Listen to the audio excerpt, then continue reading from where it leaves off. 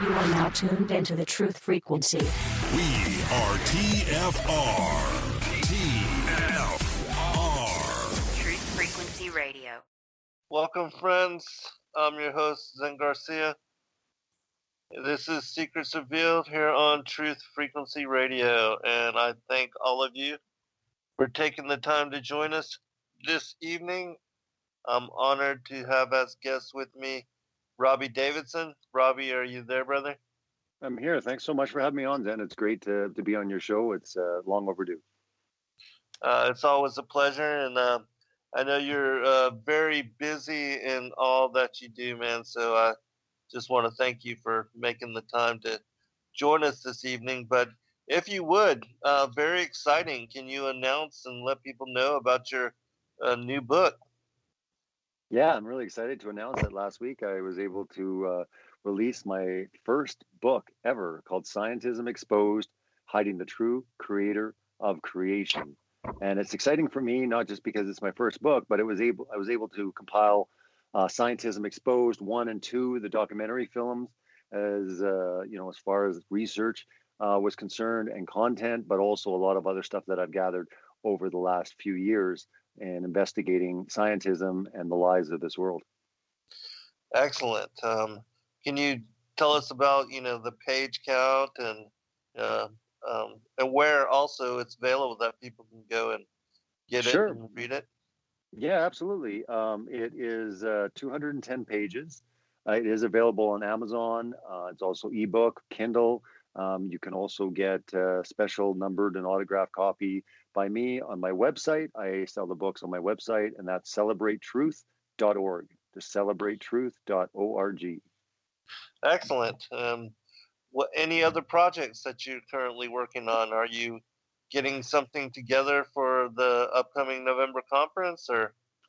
Oh yeah, lots of planning, lots of stuff. We're at 55 days away, so we're around 7 weeks until the Flat Earth International Conference USA 2018 in Denver, Colorado. And I'm so excited, Zen, that you're going to be a big part of the conference this year, and you're going to be doing some an awesome presentation with biblical cosmology.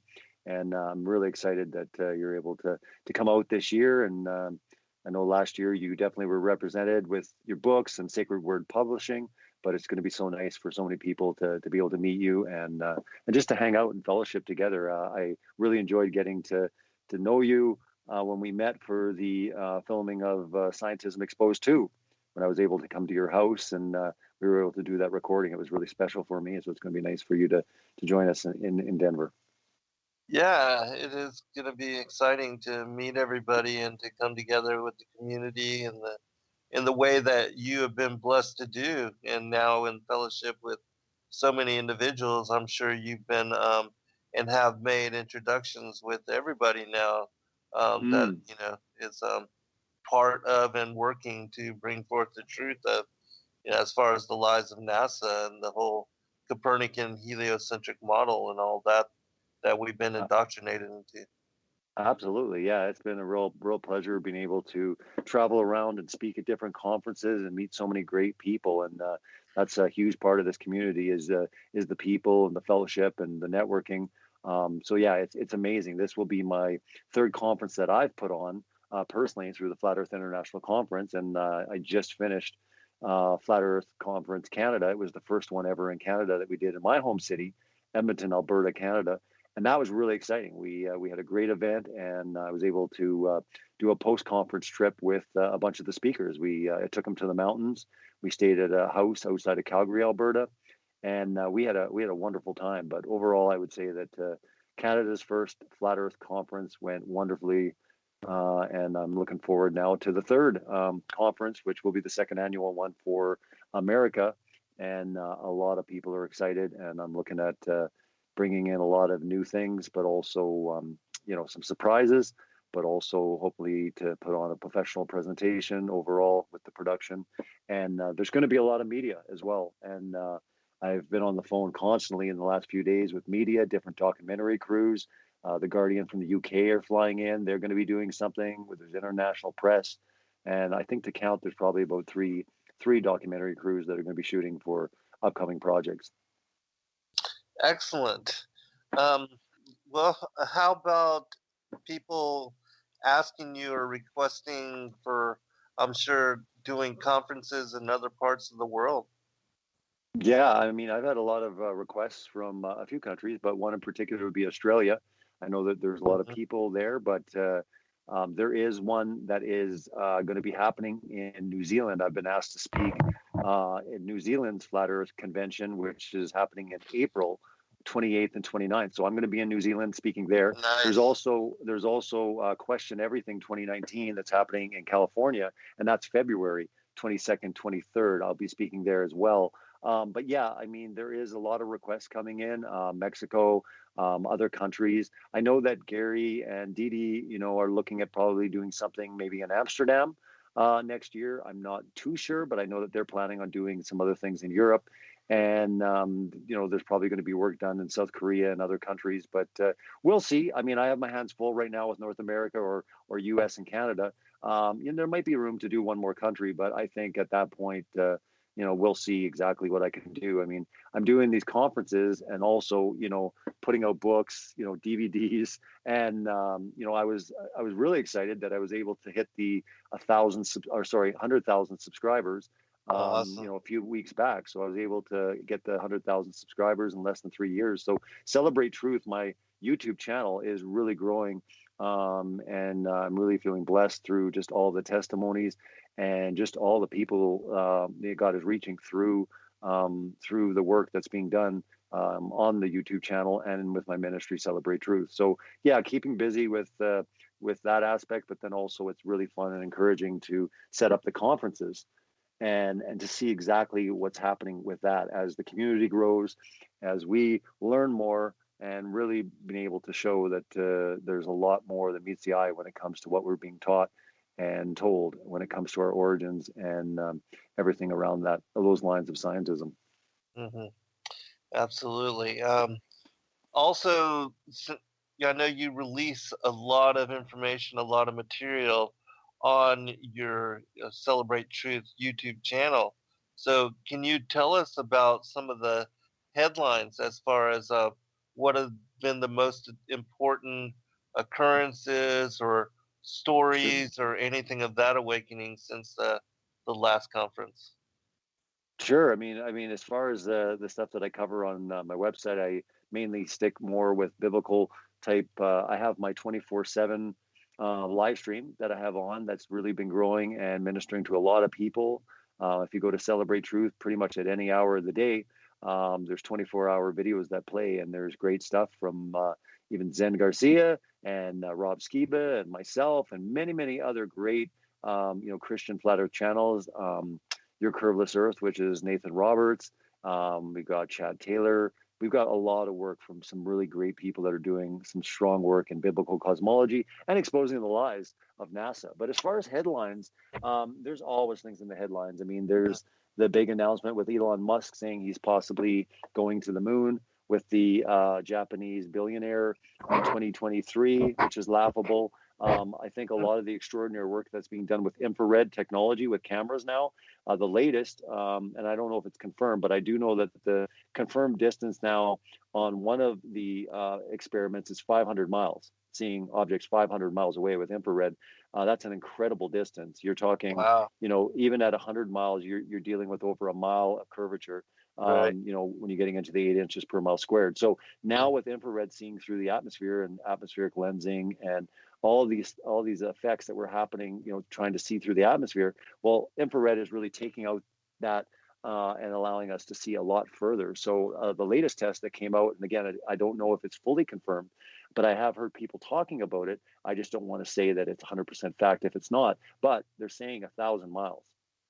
Wow. So it's incredible distances. And again, a lot of people are looking into this. I think infrared is going to take the entire investigation to a whole new level, literally, and pun intended right there, because we are really moving forward really incredibly at fast speeds when it comes to, new technologies, but even just coming into infrared, like you said, we're seeing things that we shouldn't be able to see. And that's really exciting. I was able to share my testimony finally as far as not how I came to flat Earth, because I have mentioned that before.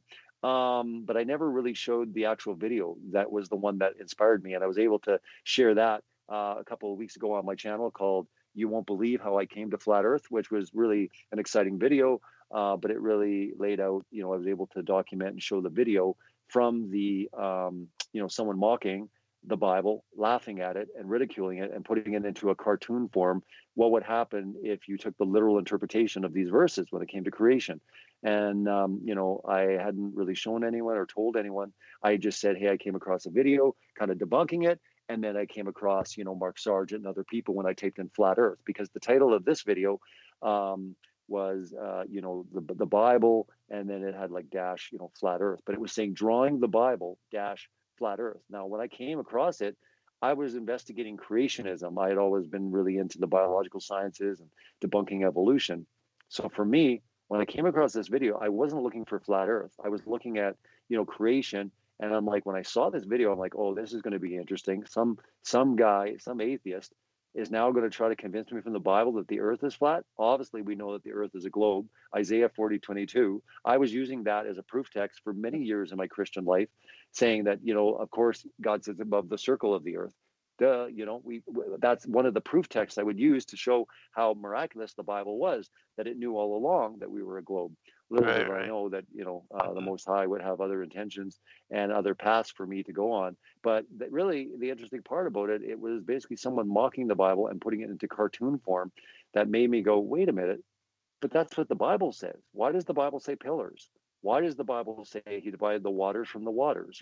So for me, that led me into the Bible. And then from there, I started saying, well, what's this flat earth thing? I want to look into this more, because the Bible really the video didn't really go much into detail on flat earth.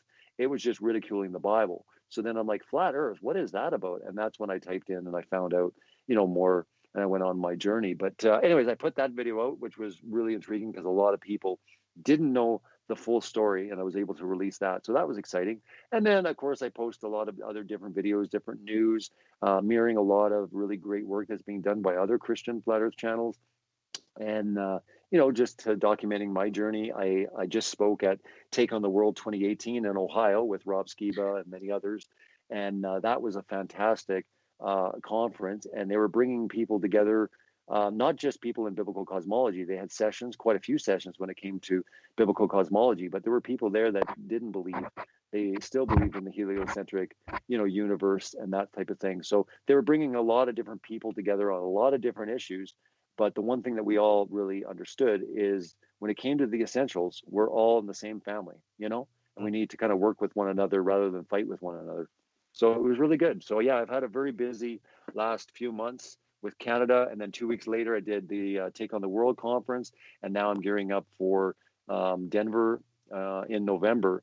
And I'll tell you, there's a lot of work, but it's really exciting to see the days tick down towards, showtime. And showtime is happening these, November 15th and 16th in Denver, Colorado. So make sure you get your tickets. You can go to FE 2018 if you want to learn more about the conference, see who's coming.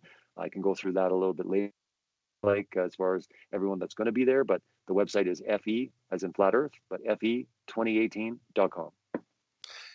What about accommodations? Because the last time I checked, wasn't all the rooms sold out? And so, but I know that there's lots of other hotels around that area. But No. There's lots. No. That no? I don't know where you heard that from, but Oh, for okay. Denver, there's lots. No. Yeah. I mean, I would say that it's getting close to capacity now. When it comes to Okay. capacity, it comes to the group. As far as the conference, getting the conference rates.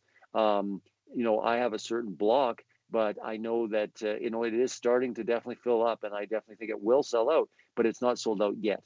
There definitely is Okay. room, and there's definitely Good. lots more tickets. That might have been last year, because last year I had a smaller venue.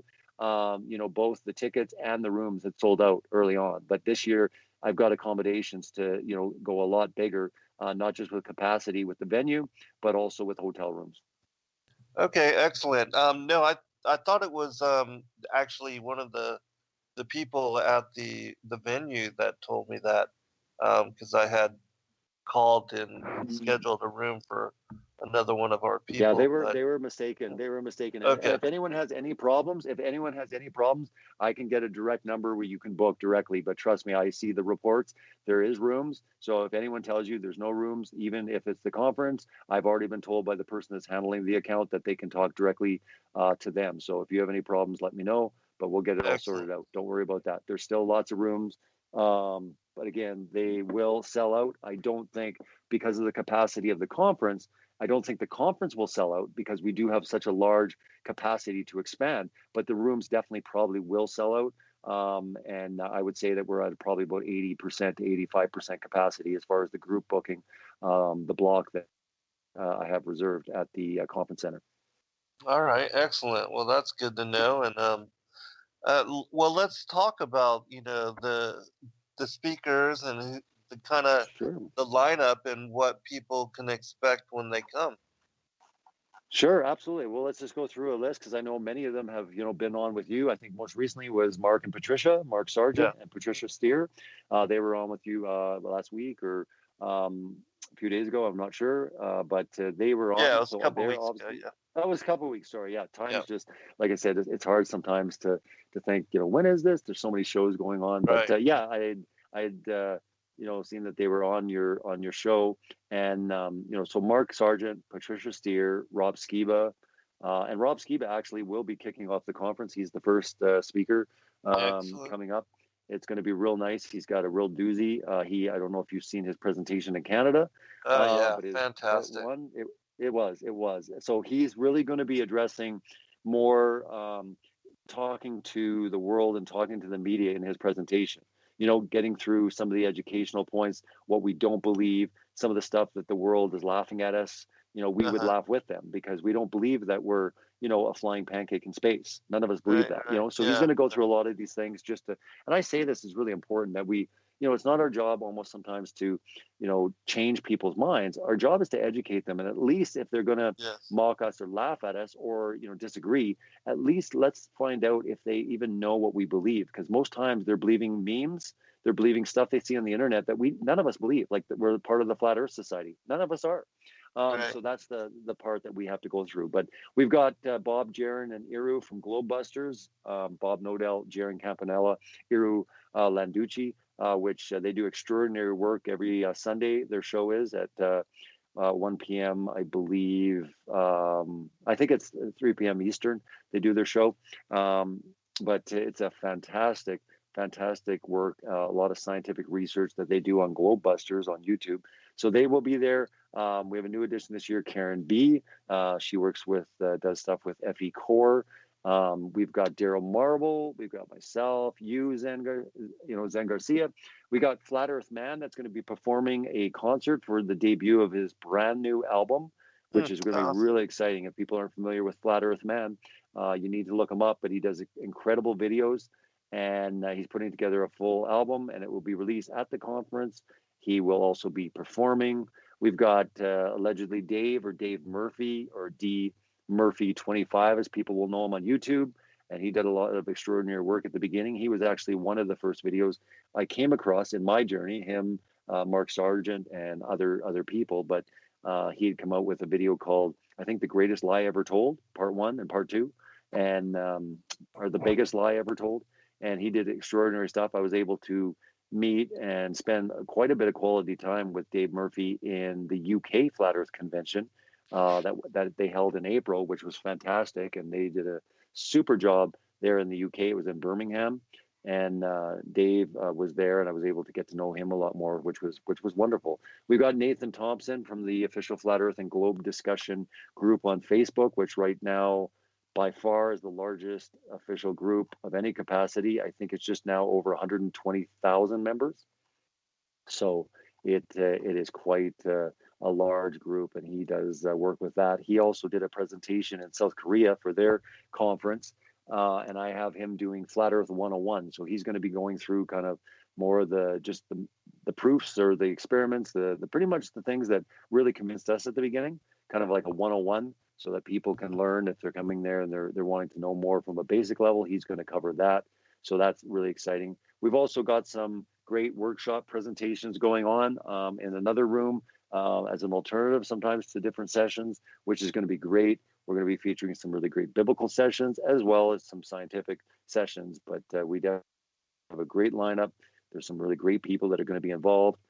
David Weiss, people know him as DITRH, Deep Inside the Rabbit Hole. He'll be there with Matt Long from Flat Earth Podcast. Matt Long now is co-host with David Weiss on the Flat Earth Podcast. They're doing some incredible work there. Matt Long also spoke at my Canadian conference, and he did a fantastic job. And Matt is his YouTube channel is Flat Worth, and he's doing a lot of incredible work. And yes, he's doing stuff in biblical cosmology as well, which is really exciting. And I love to get to know my brothers and sisters in this that are really doing solid work, for the gospel and to basically uplift the word of God. So I think it's an incredible time, and we're really looking forward to everything that's going to transpire in Denver in November. That's awesome. Wonderful speakers and a lot of people that are movers and shakers with regard to all of the efforts and having dedicated their lives to, bringing the truth and bringing some focus on this area. So that's really awesome that everybody's going to be gathering together in one place like that. As far as the Flat Earth Awards, or is there going to be anything like that again? Or yes, absolutely. Yeah, there is. They're actually going to be compiling. I think they just did a couple days ago, compiling the category. I think they're going to be getting the votes tallied from the community. And yes, absolutely, we're going to be doing the Flat Earth Video Awards 2018. It will be on the last night of the conference. It will be actually right after the Flat Earth Man concert. So after he performs, he's going to be doing, I would say, kind of a mini concert. It will be about 4 to 5 songs from his new album.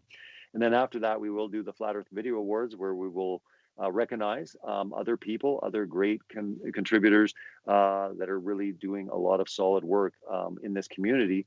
And I really feel strongly about keeping that a staple of the Flat Earth International conferences, just because I think it's important that we recognize a lot of other people that maybe can't come out, maybe that are, don't have a lot of subscribers, maybe they're not big channels, but they are doing solid work, and maybe it will inspire many people to do stuff and to get out there in the community, and we think it's fun. And it was great because Mark Sargent and Patricia Steer had done something on YouTube, I believe 2016, early on in 2016, and I said I think it'd be a great idea to do this, and let's continue this on. You guys would be the hosts of it, and we would do it kind of like Academy Awards type style. We would do it classy, and we would do something in a way to recognize many people, because there is a lot of amazing people out there, and unfortunately a lot of people don't maybe get recognized, or they don't get the thank you and the appreciation for what they're doing. So I just think it's a really nice way to end the conference in showing appreciation and having different categories for things that we see that are happening in this community. Yeah, we'd like to do, as far as Sacred Word Publishing, another drawing for, a whole assortment of different Flat Earth related books that, we've released through our website as well. And so we want to, repeat from the last time that we did that as well. Sure. So, yeah. And we can definitely accommodate that. We won't have a problem with that. And I wanted to mention this as well, Zen, that once I went through the publishing process and writing a book and all the different facets that it takes to actually complete a book, I have nothing but even more respect and admiration for what you've done, my friend. I mean, you're on 14 books? I mean, I can't even comprehend how incredible that is. It was amazing before when I knew just how many books that you have written and published, but going through it myself and seeing exactly the process and how much work it is, I'm telling you, I mean, I can't even put it into words how amazed I am that you have written and published 14. Is it 14? You're working on your 15th, correct? I'm on 21 now, actually. Oh, sorry. I'm sorry. I'm behind time. And I'm way Yeah, no on. worries. Sorry. It's Okay, all well good. now I have no words whatsoever now. If you're on 20, then I have nothing more to say other than my jaw's on the floor, because I'm like, wow, incredible. Yeah, absolutely incredible. And yeah, you do incredible work and research, and you do an amazing service for the community, and especially when it comes to this topic, enclosed cosmology, biblical cosmology, flat Earth, whatever you want to say. It's good to know that you're doing such extensive research, and you're really helping a lot of people formulate this. I know that Rob, Skiba, and I, we've talked, and you really started breaking down in ways that we hadn't even seen when it came to, Amos 9:6 and the connection with the firmament being attached to the earth, and just some of the incredible stuff that you've done. So I just want to say, thank you so much for what you do as well.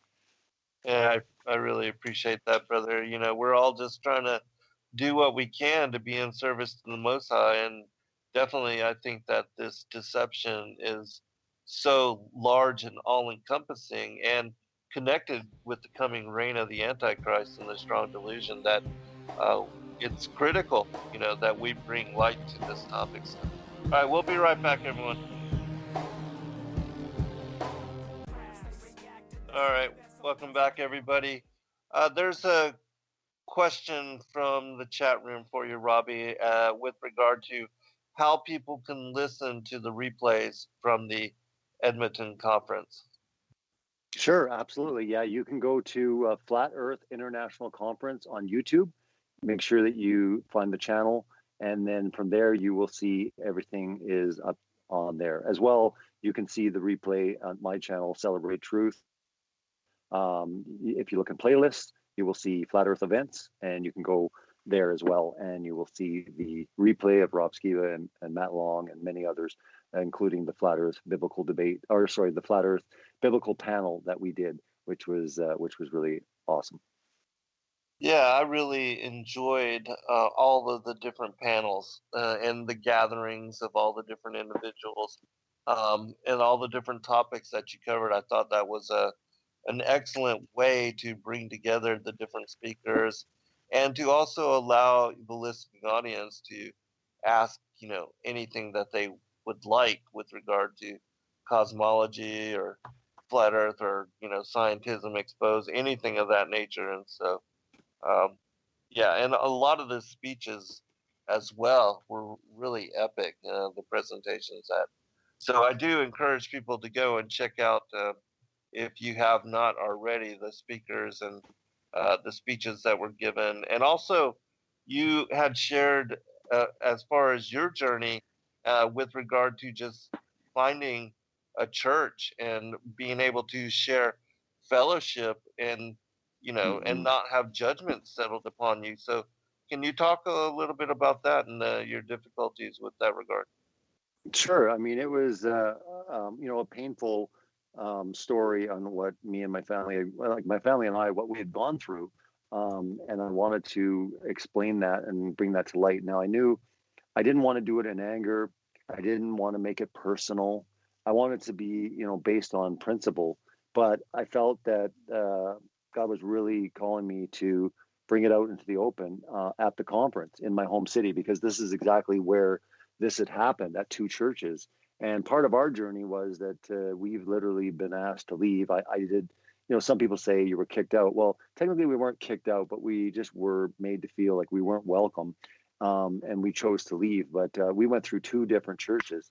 And, while the first one was a learning lesson, and I wasn't too upset about it. It was sad because we were very connected and very close to the pastor and different things like this. The second one, I had laid everything on the table. I had met for coffee with the pastor. I had told him my channel. He had actually watched Scientism Exposed, the first movie. And, everything was fine. Now, the type of church was that they were open when it came to secondary issues. So you could believe different things, and they had a very open policy. It was called a religious liberty clause that they had in their bylaws. And I thought, okay, this is wonderful. We can exercise, we can practice things as something as a secondary doctrine. And even if they don't agree with it, it's fine. It didn't really matter, And so, going into that story, and people can actually hear the whole thing, but I can retell a little bit of it here, is, I was working with the pastor. We were, I said to him, that I wanted someone to kind of take me under their wing, give me advice as far as, being a good, godly example, certain pitfalls. I had mentioned that the ministry on YouTube was reaching a lot of people. And again, I knew that I didn't want to do this alone. I needed some good people around me, to help me with this, because there were a lot of people that were getting saved. There were people who were finding the gospel truth, and having resources and just being an example and being set up in that ministry. It was important for me to have accountability, but also some good, solid mentors. So they had kind of agreed to it, and everything was wonderful, and everything was going along. And then they started getting a little bit more concerned. And really what was the tipping point was a lady had come up to my wife at church, and she said, we really need a lot of help in the nursery, and we see that, you're good with babies and stuff. And like, would you help out? So my wife came to me and asked and said, would it be okay if, I start helping out in the nursery? And I said, oh, that's wonderful. Great way we can start helping and serving in this church, which we feel really called to do in any church that we're at. Everything was fine. And she went back to the lady and said, yeah, I think that would be great. So the lady was happy. And well, the next week she came up to my wife and she says, oh, I'm really sorry. I was told by leadership, you're not allowed to help out in the nursery. So at that point, I knew exactly what was going on. So I told my wife, I said, I want you to write an email to the pastor directly and just ask, like, well, what's going on? Why can't I help in the nursery? I'm kind of confused. Well, he proceeded to say that, me being her husband and what I was into and all the concerns they had. And one thing led to the next. And, they had escalated this way far beyond what it should have been, especially when we had an agreement in place. I had multiple meetings with them.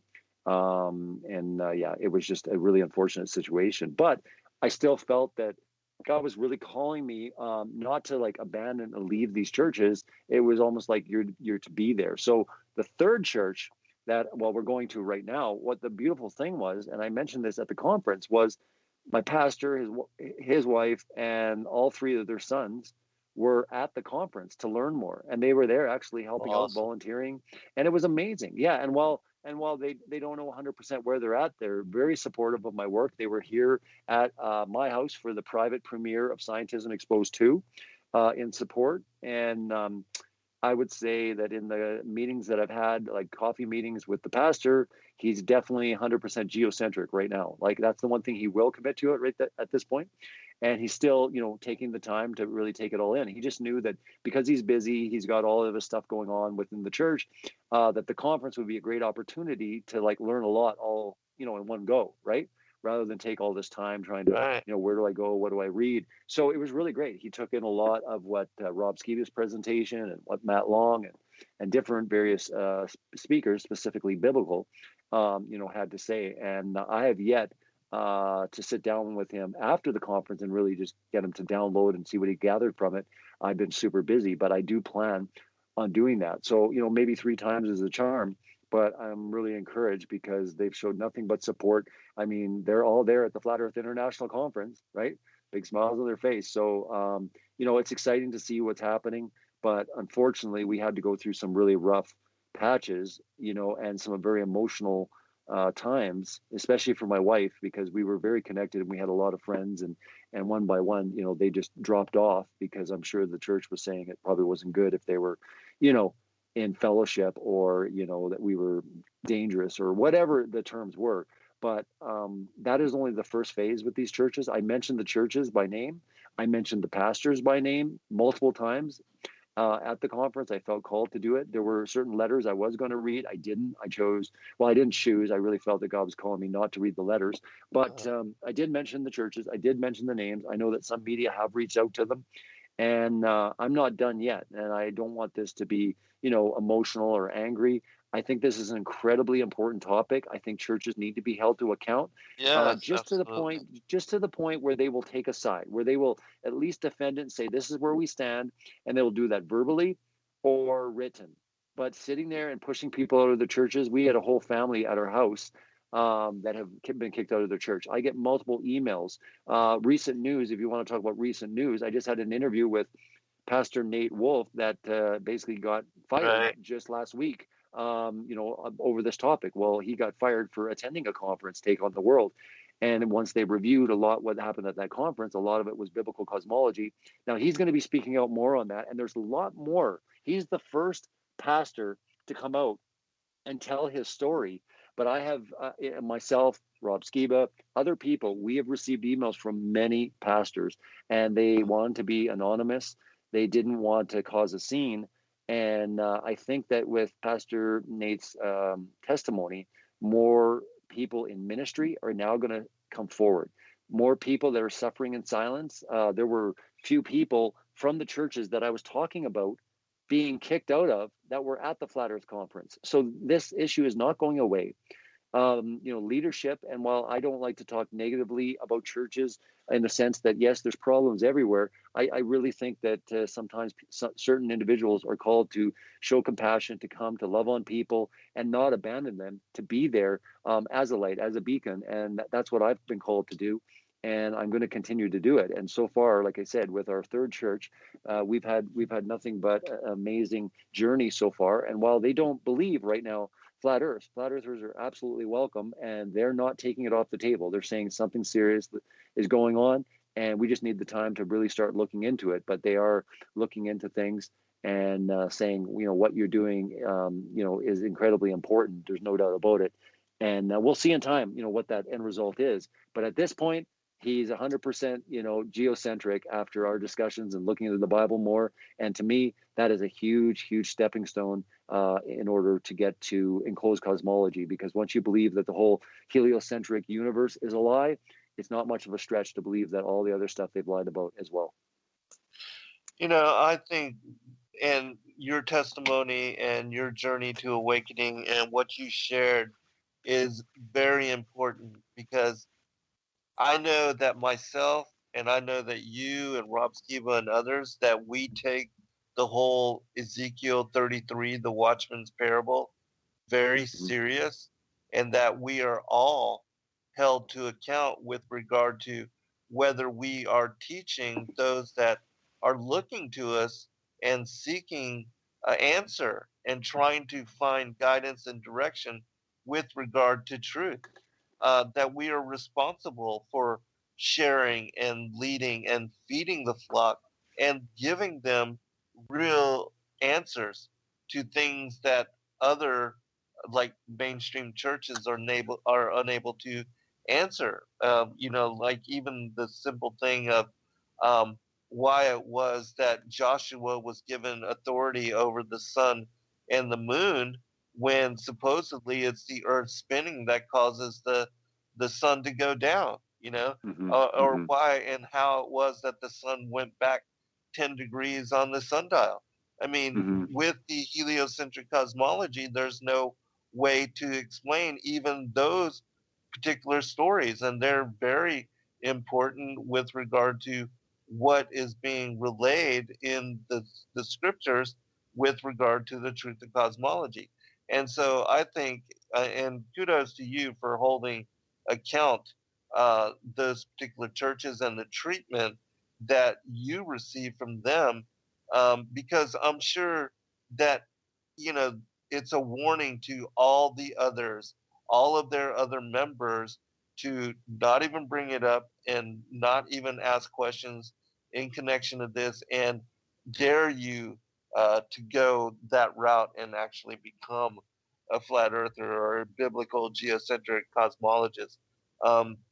And to me, that's more cultish than, as far as being a faith. And these particular leaders, I mean, that that to me is just like, the whole Jim Jones and Mason. I mean, of course, that's to an extreme, but to not even be open-minded to be challenged on things that, especially when it's so easy to determine that there is no curvature. I mean, it's so easy, and anybody can do it, to go out and find out that there is no curvature, no measurable curvature to the earth. And even if you just come to that one truth, well, then you have to reprocess and reinterpret everything that we've been indoctrinated into with regard to the cosmology. Not even speaking about the shape of the earth, but of course it can't be a globe or spherical if there's no curvature. I mean, so everything has to be reassessed with regard to the paradigm of what we have been taught, the whole Copernican heliocentric model. And so, Yeah, yeah, it's sad that so many of these pastors and preachers and ministers will stand with NASA and the lies that they have been told and not even review or even look at the information in a serious manner for themselves, sure. because they won't even ever come to the understanding that they've been lied to. And that is so important, because Yeah, none of us, wanted to become flat earthers or biblical geocentric cosmologists. That's just where the journey to awakening led us. And so sure. we're facing truth. You want to comment on that? Yeah, I mean, it's exactly it. And but I think for a lot of people, you say, well, if they would only look into this, well, I think for them it's so laughable, it's so outrageous, it's so fringe, it's so out there that they just won't take the time to look into it. And even if they do, even take 10 minutes to look into something, they're going to come across flat Earth society. Right, right, All of a sudden they start seeing flying pancakes in space. I mean, how do you get a biblical model of that, right? A flying right. disc in Yeah, space, right? So what I'm saying is, when it comes down to it, I think a lot of times it's just education. A lot of people out there are looking at this, it's so absurd, but in their mind, they're still thinking of this like solar system with this flat disk in that solar system, right? So they need their paradigm completely changed. They need to understand truly what biblical cosmology is in the case of pastors or people in the church. So I don't necessarily look at it like, oh, they're all evil and they're all trying to hide this, or they are trying to deceive people and not go for the truth. I think that there's like a hindrance. I think this is a real big spiritual battle we're in. And I look at myself that 5 years ago, I would just be like them, I would be the one defending the globe model from Isaiah 40:22, right? So again, for me, when I saw someone coming against that, I was aggressively defensive. I was like, wait a minute. Now, again, in my story, there was a reason that it all took place. But again, I was looking at it as saying, wait a minute, something is wrong here, because of course they're going to attack the Bible and say it's flat. I was really in arms about it. So I think when it comes to churches, we just need to look at it as like a strategy. We don't just call them names or get mad or leave. I think certain individuals will be called to really minister, because it's not so much the pastors, it's about the members, it's about the people, it's about the flock. And they're the ones that are going to start looking at the Bible. They're going to start reading, and they're going to come to the conclusion that myself or other people have come to when they read the Bible literal. And there's a lot of Christians that want to take the literal interpretation of the Bible. They don't want to go further away from making it poetic and allegory. They would rather hold on to it more and more literal. That's where their heart is. And I think that when we bring the dichotomy between the two out, and people understand that when we're talking biblical cosmology, this is we're looking at the worldview from the Bible. We're not looking at it from flat Earth society. We don't believe things can fall over the edge. So I think flat Earth, those two words, are incredibly terrifying for most people. That's why all these different reactions occur, because they have the images conjured up in their head when they think of that. So like when you say, a biblical geocentric cosmologist, or these are interesting terms to get people kind of thinking a little bit more. But when it comes to flat Earth, there's triggers in there, and right up from just some normal person to some pastor of a church. And for the longest time, they've had people defending the cosmology, showing the grand design of the Most High. Look how incredible, billions and trillions of galaxies. Look how big the Most High is. So if anything, they're defensive, and rightfully so, because what you're trying to do to them is take away their proofs for an incredible creator, an amazing God that is so big. And in their mind, you're almost trying to minimize it. You're almost trying to say you're taking it all away from them and saying, nope, there's none of that. It's just this. So while there's truth to that, and it makes it even more profound, you have to understand, put yourself in their shoes. And also, in our truth journeys, where were we when we came to flat Earth? Had we already looked into 9/11? Have we already looked into the moon landing? Have we already looked into GMOs or chemtrails or even JFK? Most people we're talking to aren't even truthers. They're not even people that even have looked into the official report of 9/11 and even questioned it one bit. Now, if you're right. dealing with that type of person, this is so far beyond the level of comprehension in their brain. Just wrap your mind around the fact that the government could have actually conspired and actually had people killed in the events of 9/11, right? That in itself is hard for people to grasp the level of evil in that. Well, we're talking multitudes beyond that when you consider deceiving the entire world. But this is where we need to talk to people, is the spiritual nature of this battle. Satan, Lucifer, is behind the entire thing. And while you can get a lot of Christians or people in the church admitting that evolution, there's a massive conspiracy to cover up the truth on evolution, correct? Yeah. Well, Right. what about other areas of scientism? And that's what I did in my movies, Scientism Yes. Exposed. That's what I'm doing in my book. It doesn't even get into the nature of the earth in my book until chapter 8. It deals with evolution, it deals with dinosaurs, it really kind of goes through the whole thing, and then it starts opening up and says, look, this is all connected. Do you realize, Pastor, do you realize, people in the church, there is no such thing as biological evolution when it comes to Darwinian, theories whatsoever without the Big Bang heliocentric cosmology? It can't exist. It's an impossibility. So if it's all interconnected, rather than looking at the root, the limbs of the tree, let's go for the root. And that's what I did in my investigation. I was too busy attacking the limbs of the tree. I never said, wait a minute, what about the root? And when you follow back to the root, you get to the Big Bang explosion, right? Nothing became something, exploded, and created everything. Right. So if you go all the way back there and say, wait a minute, the entire thing's a lie, I got to go right back to the beginning and start over. There is no nothing becoming something, exploding and creating everything. So if that's the case, then what happened? Because a lot of Christians just attach the Most High to, well, he spoke everything into existence rather than nothing created everything, right?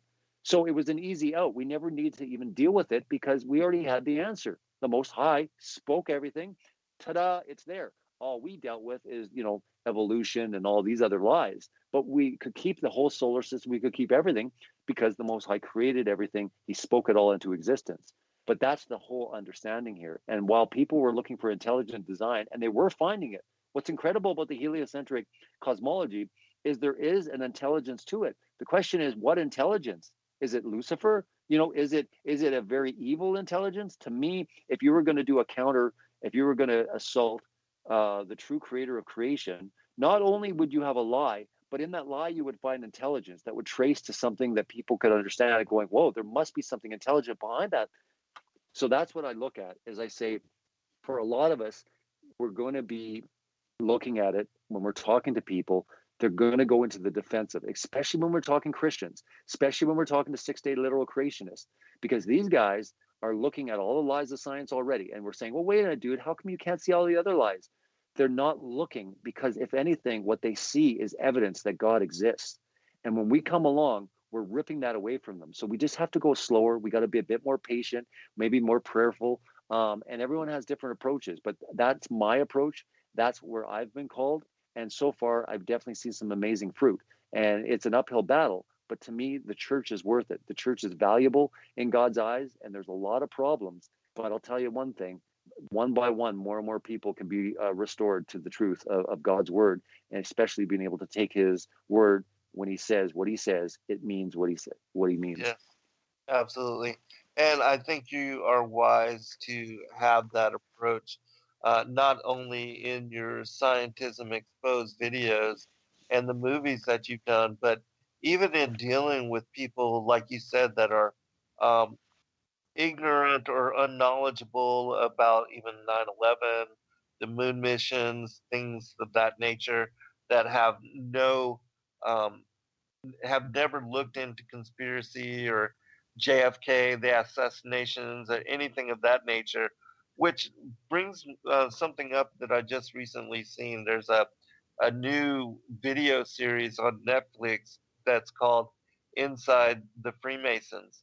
And I was watching it just to, get an idea of what they were going to be talking about. But it's interesting that in the second video, or the second episode of the series, a Freemason comes on and he brags about how the Freemasons are behind some of the largest conspiracies ever perpetuated. And in that, he makes mention of the JFK assassination, uh, faking the moon landings, um, uh, one other thing, and also in killing the electric car, and just bragging about it. And I thought that was very interesting because there it shows you that even they know that the whole moon landing and the whole thing with the heliocentric Copernican model is a lie, but yet that's secret occult knowledge, which is again one of the reasons why they have on the banner of the United Nations a depiction of the azimuthal equidistant projection map showing what I feel to be the true orientation of the continents situated around the North Pole as the center of the earthen plane. But very interesting. So definitely check that out if you have not. It's a interesting insight into some of the things we're talking I'll have about. to check that. I hadn't heard about that one, so I'll have to check it out. Yeah, also when we come back from break, Robbie, which in about a minute we're going to go to the top of the hour break, I'd like for you to go through and just tell us the index of your new book, and just Sure. talk a little bit more about that as well. Yeah, absolutely. All right, Yeah, we very can definitely cool. talk. Well, give out your website information again and contact. My website is celebratetruth.org. You can find me on YouTube at YouTube/Celebrate Truth. Just type in Celebrate Truth in Google. You'll find all my information. I'm sure that it will come up. All right, excellent. Well, we appreciate you again and your willingness to join us, brother. We'll be right back, everybody, for second hour. All right. Welcome back, everybody, for second hour. I'm your host, Zen Garcia. This is Secrets Revealed here on Truth Frequency Radio. And I'm honored to have a special guest, Robbie Davidson of Celebrate Truth. And we have been talking about his documentaries as well as his being the one that organized the Flat Earth conferences here in North America as well as in Canada, his recent projects, and also the release of his latest book, his newest book. And so, Robbie, one question with regard to, are you working on any other books or plan on releasing any other follow-up to the one that you have released now? I mean, maybe in the future, but for now, I'm just released the book, so I'm planning to, promote it, do interviews, and that's kind of where my mindset is for 2018. But we'll see. Like I said, this is my first book, so I mean, maybe you can talk about that, Zen. When you created your first book, did you know instantly that you were going to write 19 more? So maybe, possibly, I mean, maybe it will spur on. We'll see what the reception is like. I know that the reception for my documentaries, Scientism Exposed 1 and 2, were absolutely phenomenal. They still are about 8 or 9 out of 10 on the IMDb, and the reviews, keep coming in, and the testimonies. So I am inspired by that, and I believe that the book will, reach an entire new audience as well. There are people that read that maybe necessarily don't watch documentaries. So for me, it was definitely expanding and getting it into different people's hands as far as this important truth when it comes to the true creator of creation. So we will see.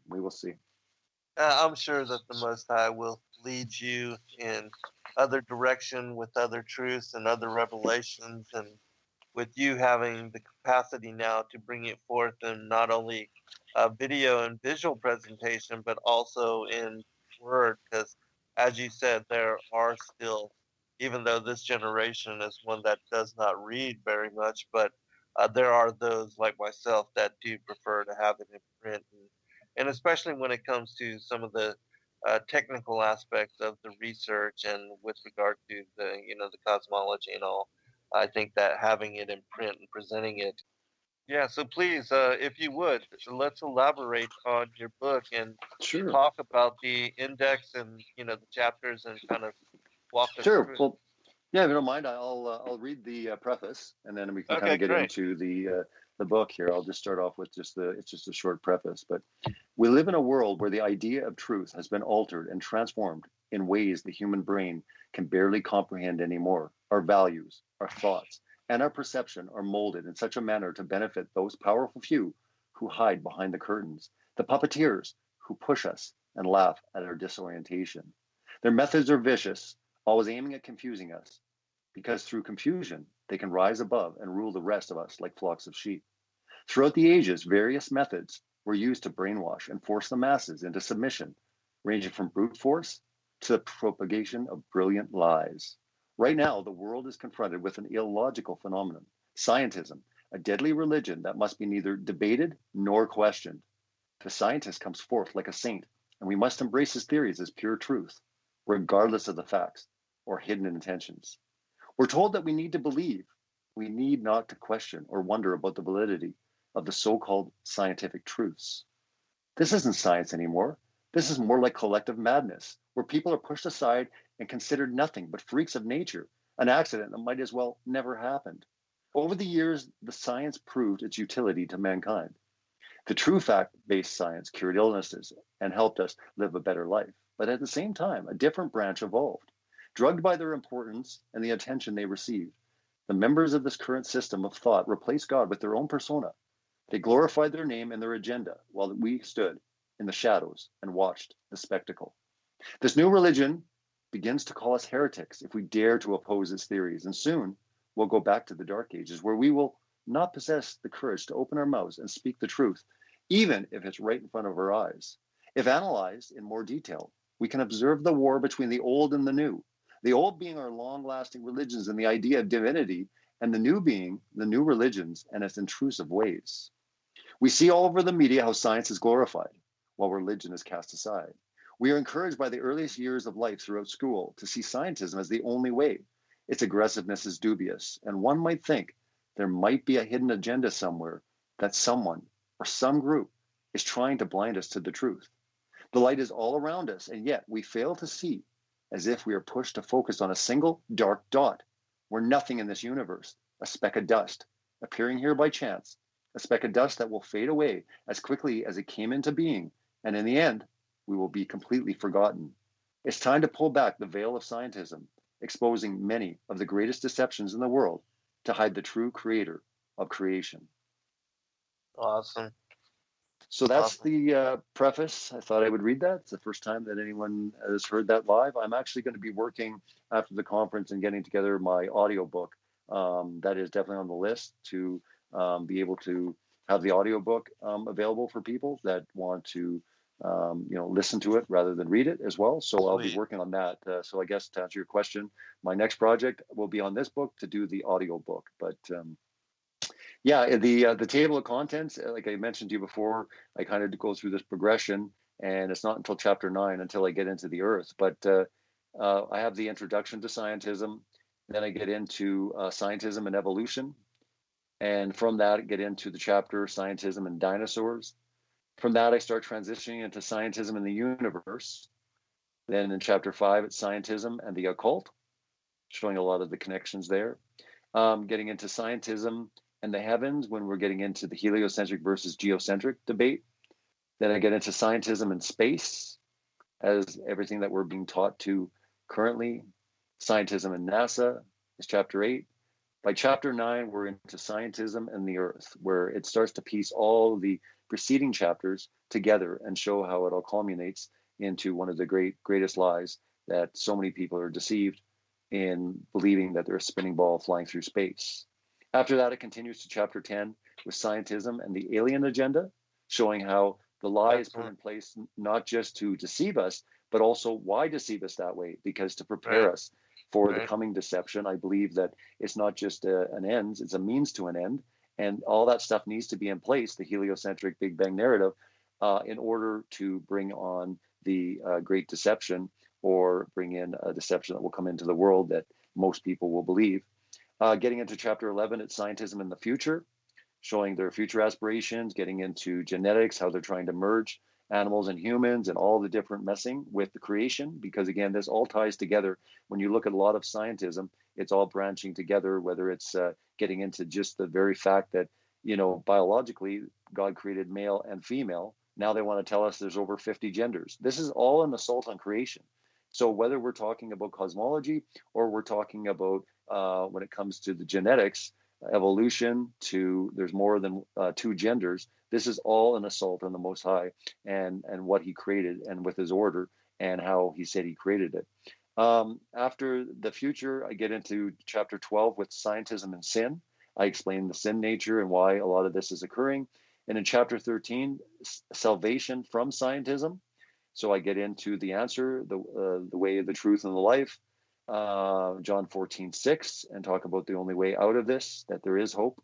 And chapter 14 is the conclusions. And that pretty much wraps up the book. So it's 14 chapters, 210 pages. And yeah, very, very excited to get it released. And so far, the response has been phenomenal. I had a lot of people pre-order it. If you're looking to get the special numbered autograph version, you can still get it. It was the pre-order. I'm still offering it. It is on the website. And if you don't really want that, you can go to Amazon, or you can buy just a regular book. But I do have that one on still at the same price as the pre-order, and it will be available for a bit of time yet. And that one will be numbered and autographed by me. And I have both versions on my website, and also you can go to Amazon or Kindle if you want the ebook. Excellent, brother. That's awesome. And congratulations to you again with regard to the release. I had no idea, but that's awesome that you did release a book, and that you are, broadening the reach and the expand. I'm an author now. I Yeah. joined a party with Zen. I was saying that to other authors. I'm like, now I can actually officially say I'm an author. Like before I was a filmmaker and other titles, but it was just kind of cool to be able to add that to my bio. It's like now being an author. But yeah, it was such an amazing thing. And I would say even 10 years ago, I really felt called at some point in my life that I was going to write a book. I had no idea what I would be writing it on. I just knew that at some point, it was something that I was really being called to, that, I really would like to write a book. But it's amazing to see how, most people, and most movies are made from books. I did the opposite. I made the book from the movies. Mm-hmm. Yeah. Yeah, that's awesome. Yeah. Everybody has their own way, but it is a beautiful thing that you were led to release this project and to compile it and put it together in this manner. I believe Rob is trying to finish his book on the whole, as far as the cosmology, and trying to get it done before the November conference. So he's working hard. I talked to him. Yeah, I talked to him a couple of days ago, and he's just like, he's busy. And I mean, he's at the crunch time because he wants to have that book released before the conference in Denver. And I know how that can be, but yeah, he's incredibly busy most times, but he's really busy right now. So it's definitely hard to get a hold of him. But when I do, it's very short, and I appreciate him spending the time for sure, being able to talk when we need to have a discussion. Yeah, I just sent him a whole lot of resources, as far as the different flat Earth and different titles. He told me that. Yeah, he said he was very appreciative that you've been helping him with resources and getting him stuff that he needed. So yeah, he was telling me that he was very, very thankful in what you were doing and helping him and assisting him with.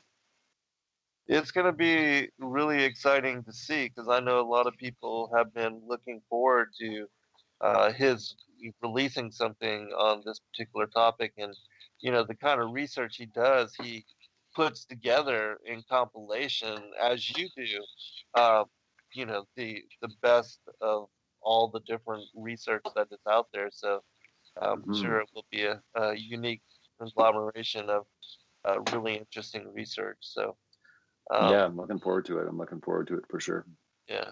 Also, he'll be joining us in 2 weeks, just for the listening audience, and to talk about the conferences and everything, just like yourself, and so much going on. But anything else of specific interest that you would like to bring up?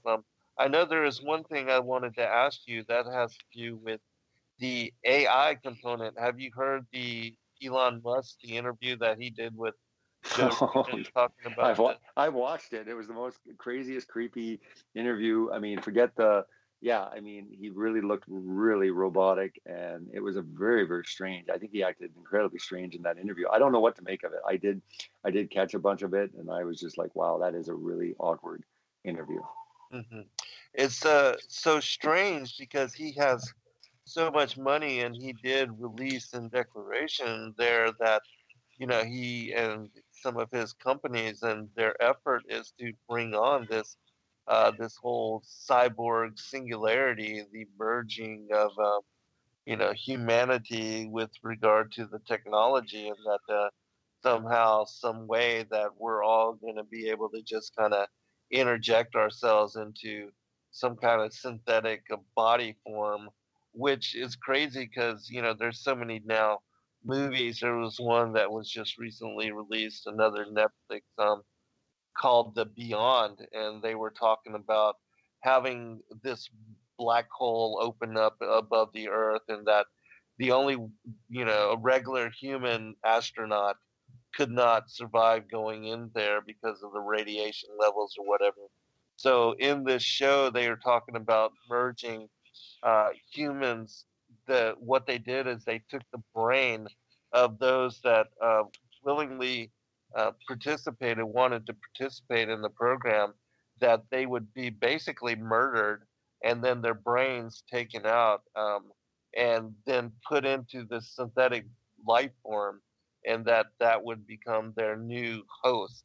And so crazy, these kind of things. But Mm. we know that that is also part of the whole mark of the beast and deception, and the AI component, like the Terminator, that is part of the beast system, and the evolution of technology, that the elites believe that they can perfect this process, and that they can escape judgment because essentially they would never have to have to die. Yeah, they really do have that. They're constantly trying to find the answers to live forever, or merge or become subhuman in many, many ways. It's very, very dangerous technology, and they're continually, that seems to be their pursuit in many things. And then you get into other areas of scientism like CERN, where they're messing around with that, and just the occultic evil connections of all of this. We see when we take the veil off of the scientific part that the world sees, but it's unbelievable when they want this separation of religion, and religion seen as completely polar opposite, yet they're very religious. They have a lot of religious icons, and and again, it comes down to the sun god, and Apollo, and even just the names Right. of their operations. And we see this continually. So we see this pattern, and for those that have eyes, let them see. And it clearly is seen. And that's why I think it's so imperative that we really try to wake people up. But again, because this is so shocking and it's so overarching that the entire world, is deceived in this, that we've got to look at different approaches, because sometimes just hitting them with right in their face, the earth is flat, or like everything's a lie. We always have to go up that, walk with them through the JFK to 9/11, to, walk them up to the moon landings never happened. Because most people, the most outrageous thing, forget the topic that we're talking about, just mention them that they didn't land on the moon, and they'll look at you like you're crazy, right? Like, Right. So I mean, flat earth is 1,000 times crazier in their mind, like, to grasp that. So I just say that we're dealing with such a embedded lie that's been throughout, so many civilizations, that it's just like, what is going on with, how to operate and how to discuss this with people. So I really look at methods. I really try to analyze, study people, and look at ways to, approach this this topic. I mean, that was the one thing that was laid on my heart with the Scientism Exposed project, was, would there be a way of putting something out there without mentioning those two words? And in the first, Scientism Exposed, nobody mentions flat Earth even once. And really, it's vaguely, but again, people will go on their journey. Well, by the time Scientism Exposed 2, the one that you were in, we're talking more about biblical cosmology, and we're talking about firmament and stuff. But again, nobody mentions flat Earth. The only time flat Earth is mentioned is when Pastor D. Nodal is reading a NASA document, and he says, well, why are they saying flat Earth, right? But again, he's not saying, it's not his words. He's reading the words from a NASA document. Right. So it was interesting to be able to see if I could get people on that journey and looking into the truth, and get them questioning their reality without even mentioning that word. So really, Scientism Exposed was more about, just scientism as a whole, understanding that, well, wait a minute, what if a lot of the stuff I'm believing to be true as scientific isn't at all? It's actually under the branch of scientism. Would that change, what you're holding on to in your life? Because so many people are holding on to science as their saviors, It's the truth, it's the answers. And a lot of the stuff that we're being taught now is not at all. I mean, it's been hijacked, it's been used as a Trojan horse.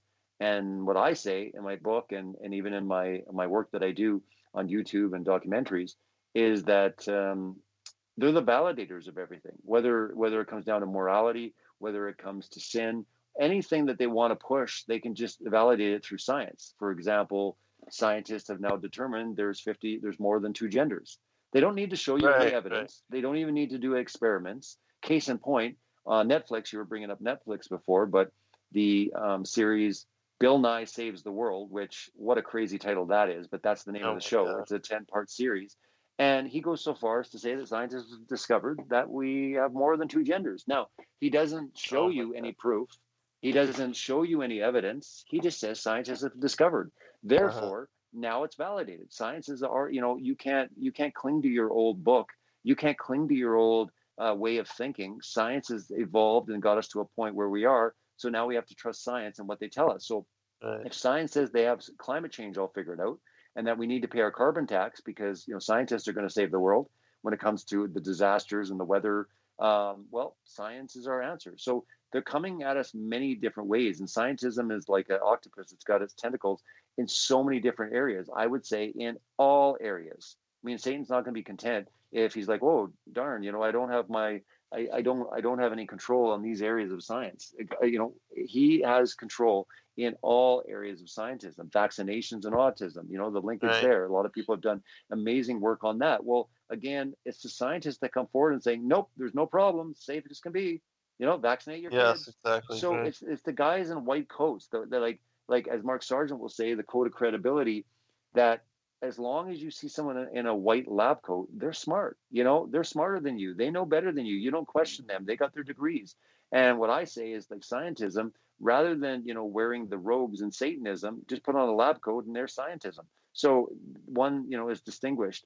And to me, that's exactly what's going on. I think there's very sinister origins. I think that there is an agenda and there's a push for mankind to go a certain direction. And I think it is through the guise of scientism. It's the one religion that Satan has been able to mask himself in and disguise, that no one sees it as a belief system or a religion. They see it as the scientific truth.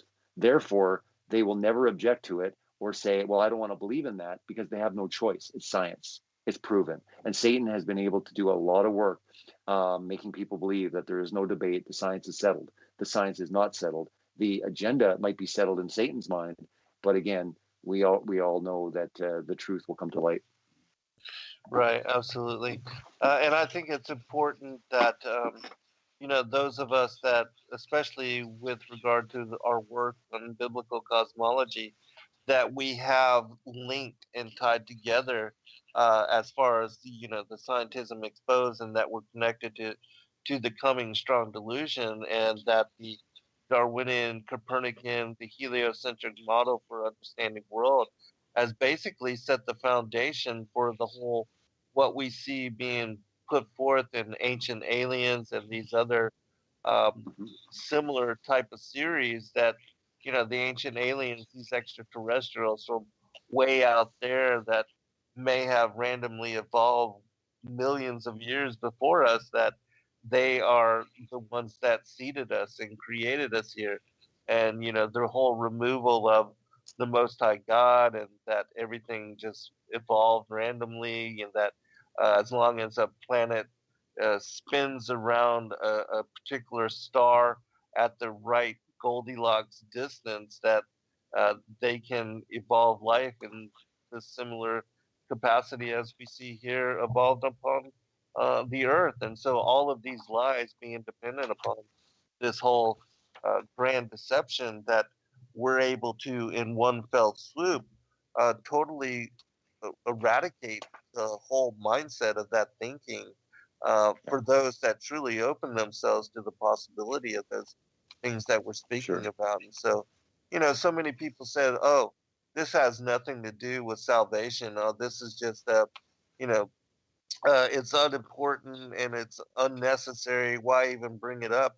But yet, it has everything to do with salvation, and especially for, so many of the people, all these kids that now are lost and led Sure. astray, that don't believe in God and have no inkling of anything sacred or anything Yeah.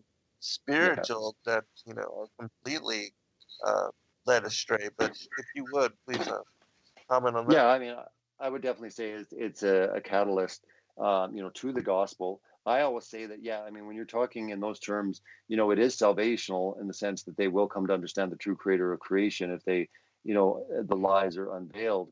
When it comes to our brothers and sisters in Christ, I make it clear that this isn't salvational in the sense that if they're not there yet, Right. I'm not questioning their salvation. So I always like to make that distinction because some people, will say that, and then all of a sudden a lot of these Christians will be like, "Oh, now you just made it salvational." So I think it's important to make that distinction. But I really agree with you when it comes to the world. I can't see anything bigger that makes people laugh, mock, walk away from the Bible more than what science taught them. And when they realize that a lot of stuff what they're being taught isn't scientifically verified, it's not under the scientific method. When they truly understand what true science is and the difference between science and scientism, like I break down that dichotomy in my book, but also in my movies, because it's incredibly important. When they realize that, they'll understand that, okay, something else is going on here. So that, yes, it will lead them on the path to discovering and wanting to know, well, then who is the creator? There has to be a creator. That's the one thing I will say about the flat earth community. We have many different beliefs and various models and all these sort of things. But the one thing that there's a few things that we all agree on. One is that we're not a spinning ball flying through space. Two, the earth doesn't move, doesn't do anything. But three, we all believe that there must be an intelligent design, a creator. They might be saying, well, creators, or they don't know if it's a he or a she or whatever, but they've Right. all come to recognize, atheists in a split second, when they look into the lies of, say, NASA, or they look into the Big Bang heliocentric cosmology, they're like, wow, we were created, we're special, we're unique. Because with a flat earth, like enclosed cosmology model, you get a very unique, purposeful, you were created for a purpose. We're here for a reason. Absolutely. All right, we'll be right back, everyone, for the final segment.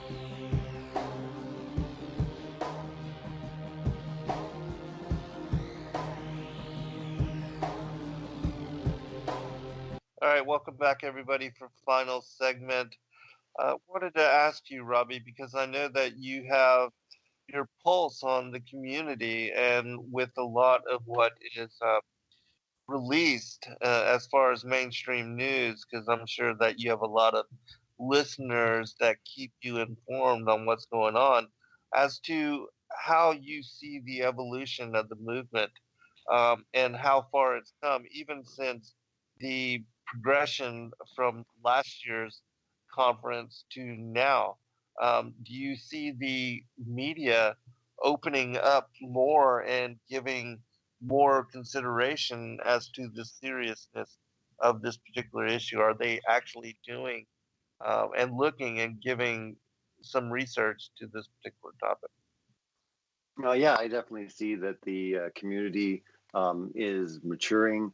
The media is starting to look at it, rather than just ridiculing and laughing at it. They're getting very curious. I've talked to many journalists and media. I've done many interviews, and I think there's a real curiosity. I think they're really wondering how can this be growing at the speed that it is. There is just so many people. They're seeing it everywhere. Almost everyone you run into now, and you mentioned flat earth, they've seen something. Social media, they've seen a sports athlete come out saying it, or it was in the news, or so a lot of more people is getting into people's minds. Now, like I said, it's so important that we educate people and let them know what we do believe, that what we don't believe is important. So many people believe that, they still think of flying discs in space accelerating upwards like the Flat Earth Society, or they think that, boats going over the edge. This is the type of thing that is important for us to do. And I think that there's a good core amount of people that are really seeing the big picture of this. And the unity that I see inside the community is definitely getting so much better. less infighting, all this type of things. This is normal for any type of community where there's going to be different views. And it's extraordinary to me that, I mentioned this in many interviews, but there's three big groups of people that are coming to this. You've got the biblical component, the religious component, where people are looking at mostly the Bible, but even other people that are looking at other religious texts that are formulating this idea.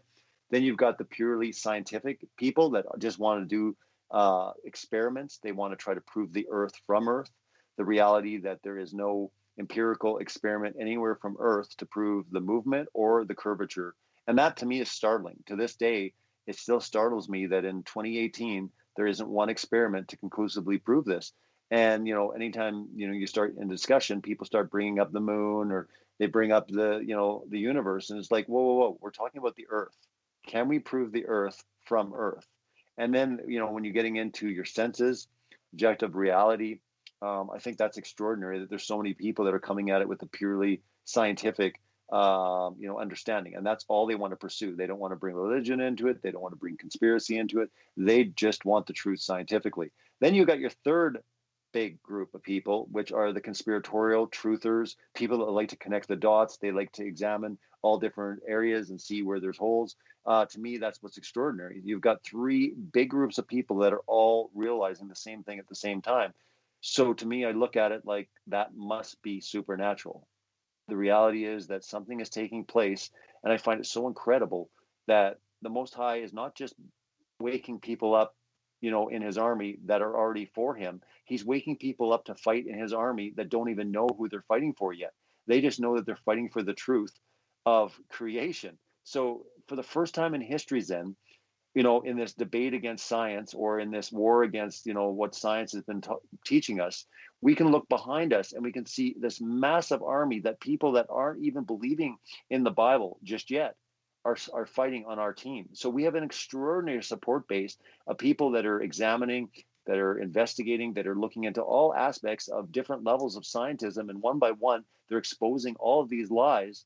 And yet we're on this one huge team fighting for the truth of what the word teaches, of what the Bible teaches. That to me is extraordinary. And people that are searching for the true creator of creation will find him, because Romans clearly says that the creation testifies to the true creator. That's what's amazing about this. The witnessing opportunity I see in Flat Earth is something I've never seen in my entire life. And I've always had a passion and a zeal for the gospel. And to me, that is paramount. I would not be doing Celebrate Truth. I would not be doing documentary films. I would not be writing books if it wasn't for the gospel. The gospel to me is paramount. John 14:6, Jesus said, I'm the way, the truth, and the life. No one comes to the Father except through me. He's the Messiah. He truly is the only way. He truly is the creator of all. Like it says in the Bible, it says all things were created by him, for him, through him. Again, we read this, we understand that. And that is what the remarkable thing is here. And instantly, so many people are being woke up to the realities and the lies that they have been taught. It's an extraordinary time. And the witnessing opportunity, so many people, I get emails every day.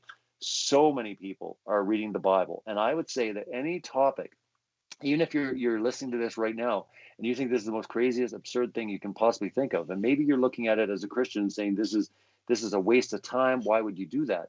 I've never seen more people that are running out and buying a Bible and saying, I want to know what the Bible has to say about the sun, moon, and stars in the universe. To me, this is an incredible awakening. This is something that I've never seen. So many people all not just reading the Bible, tolerating people that are preaching from the Bible, like Rob Skiba, like myself, like Zen Garcia, like many people. They're coming across and they're fascinating. What do these texts, what does the Bible have to say about, what I'm seeing in my world? Because when they realize that they have been lied to their entire life by what the Bible says is that Satan is the God of this world, and they want to know what the truth is of this world and who that true creator is, then they really are fascinated to go deeper in the journey in discovering truth.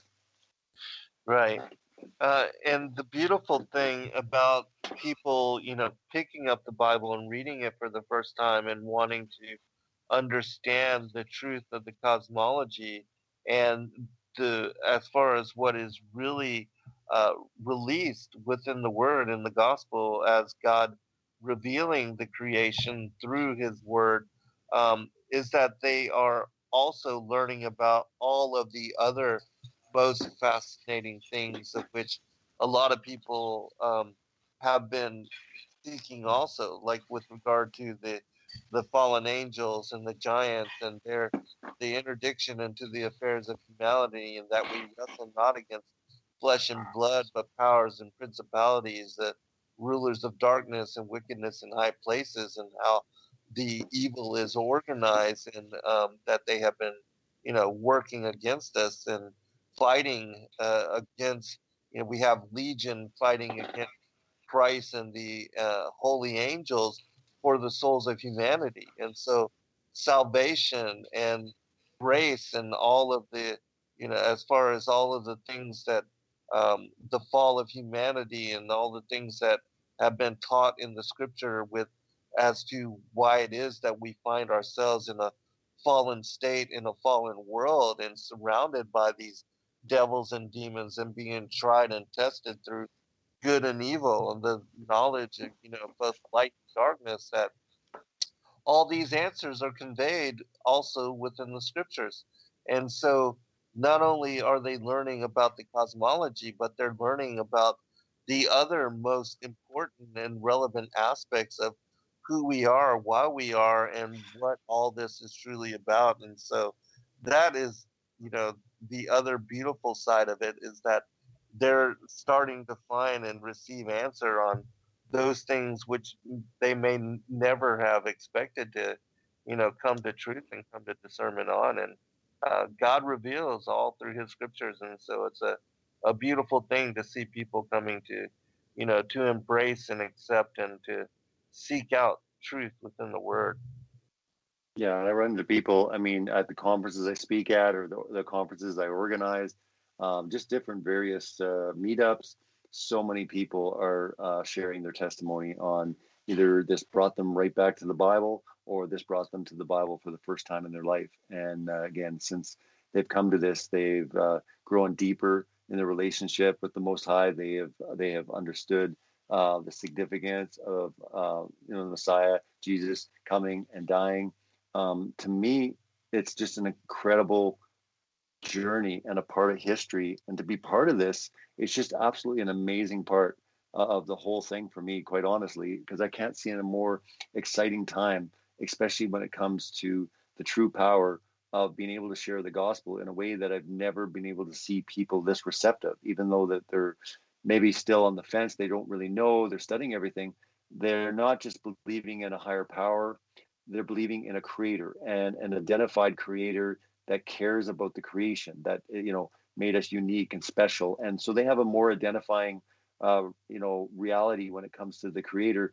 And again, the Bible, there is no other text anywhere that basically talks more about creation than the Bible. So whether you're going to look around, what's your evidence to support the most authority or the most authoritative text or most authoritative book, you're going to find so many interesting verses to formulate the true worldview of where we live. Now, we might not be able to fully understand or measure or calculate or get so high that we can actually even map the whole thing. And, a lot of people, that might be disappointing that they'll never be able to figure everything out. But to me, being able to marvel at the creation and understand that, I'm a creation, I was created, and he's so much more above me, but he's so close that he's right there. And to me, this entire thing brings him so much closer, where scientism, even if you were going to be a Christian and believe in the heliocentric narrative with the universe, it really distanced him. I mean, we knew that he was omnipresent. We knew that, but really, where are you, God? Like you Right. on a spinning ball flying through space. Where's up? Where's down? And to me, the fact that all of these people through all time would be deceived into thinking that no, it was never those things moving. It was always the earth. It could have been so clear. I always say this just to say right from the very beginning, by the way, the heavens flies, the earth flies through the heavens like an eagle. Even if that was poetic and in Psalms, it would still convey something. If there was one verse in the Bible that said, even poetically, the earth flies through the heavens like an eagle, I'd be Right. done. Yeah, this would be over. This discussion would be over. As crazy as it sounds, it would take one verse, even conveying something poetically. But the reality is, we have all these verses conveying the reality over and over and over that the earth is stationary, it's fixed, it's Right. immovable. Yes. We have pillars, we have all these things to contend with. And, when you don't know how to explain it based on your scientific worldview, the problem is not trying to explain it. The problem is your allegiance to scientism. You need to come back to the pure truth of the Bible that even a child would understand. And Right. even Jesus talked about, come to me like a child, have childlike faith. It is so honorable to God when it comes to that level of just believing him. And he could have told people right from the beginning, by the way, the earth spins or the earth flies through the heavens, and everyone would have taken his word for it. And it wouldn't have mattered about the other cultures if they thought that was funny or silly because everyone thought that the earth was flat. If the Most High had said and directed, this is the reality of creation, I am telling you from the beginning, everyone would have believed him. So this idea that no one would have believed it, or that it would have hindered people coming to the truth because he didn't want to teach any specific cosmology, like Dr. Danny Faulkner says from Answers in Genesis. He goes so far as to say that there's no specific cosmology taught in the Bible because it would offend other cultures. That type of line of thinking is the doctrine of accommodation. It's very dangerous and it's a slippery slope. And I just say, my prayer, my compassion for churches or for pastors is, please look into it. This is important.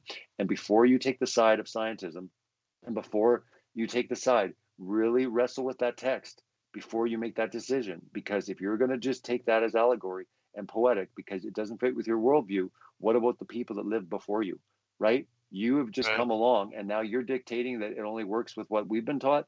It has changed throughout time. But the one thing that hasn't changed is the Most High, God, the Bible. Everything there is the same yesterday, today, and forever. When it says that God created it the way he did and in the order he did, it never changes. It was always that way and it always will be. And it's time for us to just come to the text honestly, pray Right. about it, and saying, help me to just see your word the way you wrote it without any preconceived notions or any worldviews attached. And it's hard for any of us to do. Even when we're in doing closed cosmology, we've got to even still pray that prayer. Hopefully we're not being biased. Hopefully we're not trying to impose our worldview into the text. We can read it, we can draw it on a piece of paper, and if everyone collectively is drawing the same drawing that all the children are drawing, then that's the right way, in my opinion, because he wrote it that simple. It doesn't have to be that complex. Yes, there's deep things in the Word of God, but when it came to creation and how he created things and explaining about the fact that the moon is its own light source and it's its own light, means it's a light. We don't have to say, no, it just reflects stuff. It's never a light. It's a light. God said it's a light. It's a light. Anybody Right. in any culture, in any language can understand what that means. Yeah, absolutely. And that's been the most difficult part for people, is to not take their indoctrination and their bias and filter the word through the heliocentric perspective, which that was what I did, you did, Rob, everybody did this before really then re-examining the text in the manner that we have to now come to understand it in different light, and that we do understand without question that the Bible, nowhere, there's no passage, even in the book of Enoch, there's 14 chapters on the book on the courses of the heavenly luminaries, which describe in great detail the motions of the sun, the moon, the stars, and the so-called wandering stars, and not one passage, not one scripture defining motion to the earth. And the Bible is the same. The stories that we made mention of, as far as Joshua stopping the sun and the moon, the sun going back 10 degrees on the sundial, and Isaiah chapter 38. These things cannot be explained according to the current teaching of everybody accepting the heliocentric model for explaining the world. But when you re-examine, and especially the Genesis timeline, the first 4 days of creation, how the earth was here before the firmament was fitted to its circle, and just like Amos 9:6, and then also the luminaries being created and put into the firmament and given, the circuit, the tabernacle for the sun.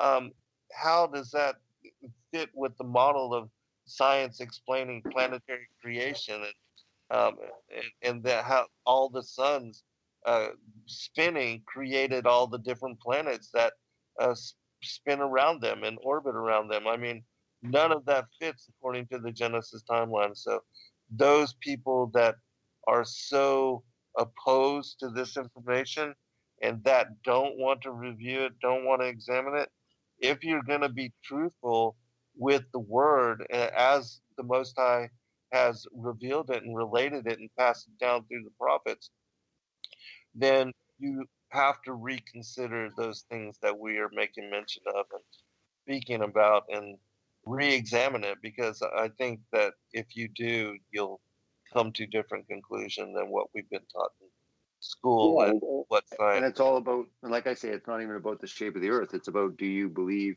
Right, what is written, and right, really exactly. that translates into so much more than just about cosmology. Really, are we going to take him at his word? Are we going to read it the way it was meant to be, rather than all these different levels of interpretation? Can we just read it simply, and honestly? And even if we have to wrestle with it or not really understand it or comprehend it, it's what's written. And again, it's written for all men for all time, not just for the 21st century. It's not just for the 7th century. It's written so that men everywhere would understand. And I always use this analogy, but like, really, if you understand, everyone understands up. Everyone understands down. Doesn't matter what century you're in, you understand up and down. So to me, these things never change. We advance and we learn new things and things change. But really, there's stuff there all along that's just so simplistic. We're seeing the same moon as they saw back then. I mean, when Right. you're talking about Joshua, this idea that, well, they couldn't comprehend it. So what really took place is the earth slowed down and stopped. Well, you've got another problem, even if that were the case, because if that was the case, then you still got a problem with the moon, because the moon would continue on, right? So Right, again, right, there's major problems in this idea of using the doctrine of accommodation to say, well, he had to accommodate stupid, ignorant, sheep herders and fishermen. It's very dangerous. It's very dangerous to say that, because many people have written the Bible, and he's saying, well, he has to dumb it down. He's got to deceive. He's got to actually say it so they'll understand it. No, he has to say something, and people take him for what he's saying. They take him at his word, period. That's always the way it's been in the Bible. And the fact that he would try to sugarcoat it or dumb it down, is very, very dangerous. And it's interesting, how many people have fallen into this trap. But then again, I had as well too. And I probably would be using the same argumentation, if it wasn't for being woke up for whatever reason. I'm not special. I'm not smarter than my neighbor. I'm not better than my fellow brother and sister in Christ. But for some reason, I've been chosen to basically, go forward on the front lines as a trailblazer and bring attention to how important this topic is. And I do believe that more and more people will come, to understanding this, and it will be part of their journey. But I do realize that there's many other brothers and sisters that right now God has them on their journey, and maybe they're involved in doing, amazing work with the poor. Maybe they're dealing with satanic ritual abuse. Maybe they're dealing with other topics, getting into the Nephilim, or they're getting into other areas. And maybe it's not time for them, even though it is important. We can't always enforce what we think is important on everyone, right? Especially when this is a secondary, doctrine when it comes to the body. And to me, that's really important, because I'm seeing a lot more, I guess, Christians that are starting to see this differently, and they're starting to look at it that it might be, whether it's an idol, or we're making it salvational, or we're making it the be all end all. And I think it's really important for people to realize that, like, look, this is really important. And while people will say, look, it's a waste of time, why are you focusing all your attention on this? What does it matter anyways? Well, no one says that to Ken Ham, focusing his entire life on creation ministries. And he's done incredible work on exposing the lies of evolution. I'm not going to discount Answers in Genesis when it comes to that. But it's such a double standard when they say what right, you're doing is a waste of time, and yet they'll completely go to these amazing creation ministries that have done so much incredible work exposing the lies of evolution. And all we're doing right. is we're exposing the lies of cosmology and other areas. Yes, And yet, well, it's a waste of time. You should focus on the gospel. This is leading people to the gospel. This Right. is drawing people to the truth and the Savior. So this is all part of the equation. Unfortunately, they can't see it. Unfortunately, they're still watching too much television. They're love with space and Star Wars and Star Trek. Yes. And we all were there at one point. So I always like to be humbled and say, you know what, I want to be a little more gentler in my approach. And it is important. And I've had some really good discussions, because I know that just beating someone over the head with this is not the way. Especially where are they? I don't know where they are. Where are their Right. passions? What? So that's something we have to recognize. But there are a lot of people that are hungry for this truth. And that's why we need to pray for his leading. Say, lead me to the right people that need to hear this message now, not who I need to talk to and who I need to convert over into understanding this, because it's so amazing, and they'll, be so much, closer, or they'll feel closer, because I shouldn't say that you'll be closer, but you will have a feeling. It will change. It will mature your relationship in a way that, it's hard to explain. But that is the important part. And all God's truth is important. And this is incredibly important because, again, it's taught from an early age. It's taught from, grade 1. I mean, they have solar systems as mobiles, in the cribs of babies. So to me, this indoctrination, and why it's guised as something not as dangerous as something that is just science. Science is wonderful. It's good. God created science. We always hear this, right? Science is wonderful. But again, most of what we're being taught today is not science, especially when it comes to the origins, when it comes to why we're here, who we are, where we're going. All of these questions, under the scientific definition, it's no longer science at all. It's scientism. And they're pushing an agenda. They're pushing an agenda and a deception, and they're preparing the world for the coming deception, in my opinion. Absolutely. I fully agree. And with the current model, it makes us completely insignificant and irrelevant, and all just a random, chaotic, perchance happening. And all of that is false, that we evolved the monkeys. And so what's more dangerous than that? I mean, come on, look at how many kids have been led astray and have no relationship with God because of that. But final comment, brother, we just have a minute remaining. Sure. Well, like I said, I just think it's an incredibly important topic. I feel honored and blessed to be such a significant part. For whatever reason, God's called me to some pretty, big areas in this community. It's a lot of responsibility. I don't take it lightly.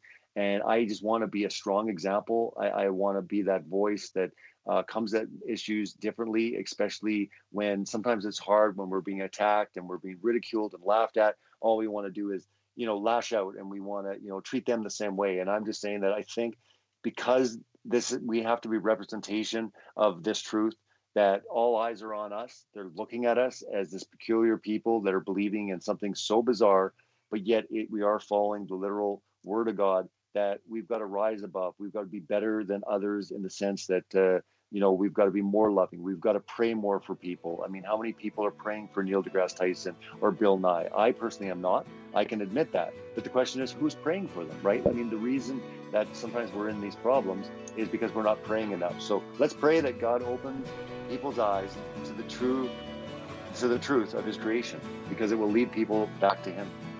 Amen. Thank you, brother. God bless all. We appreciate you. And we'll be on again soon.